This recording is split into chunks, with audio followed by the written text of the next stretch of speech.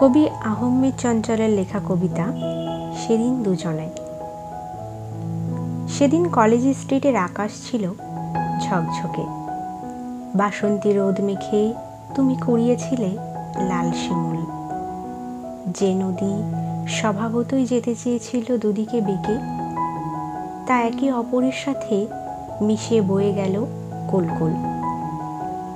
কথার ফাঁকে কথা এলো, জানতে চাইলে কত কিছু।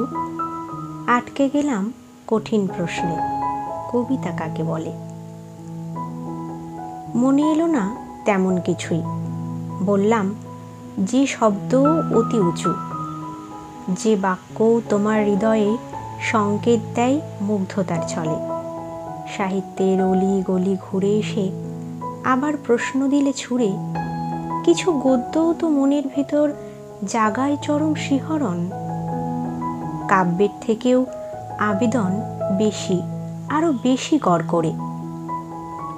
তাকে তুমি কি বলবে? পাঠকের সঙ্গী সে তো আমরণ।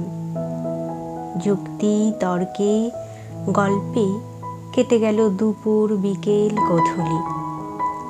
তোমাকে ফিরে যেতে হলো তোমার প্রাচীন ঠিকানায়। আমার কাছে থেকে গেল স্মৃতির যত সিকি আধুলি। মরা ইছেমতি ভাবে একদিন জল ছিল কানায় কানায়।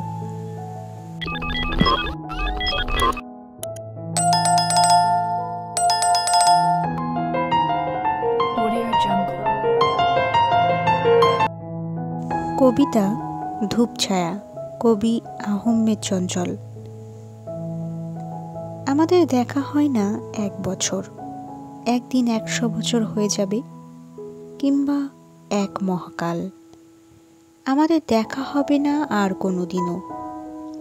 স্মৃতিরা মুছে যাবার আগেই মলিন হবে। তুমি হয়তো ভুলে যাবে বহুশ্রুত নামটা, আমার ঠিকানা হারাবে।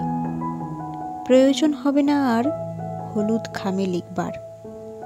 কোনো এক মধ্য ফাল্গুনের মাতাল দুপুরে কলেজ স্ট্রিটে বই কিনে ভাঙতি নিতে নিতে তোমার চশমার ঘোলাটে কাচ মুছতে গিয়ে মনকে বুঝিয়ে দেবে সব কিছুই ছিল ধূপছায়া।